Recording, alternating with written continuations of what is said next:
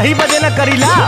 हाँ तो सुनिए ला बहकइबा तो प्यार के न रस पाइबा रात से जिया पे रजऊ तो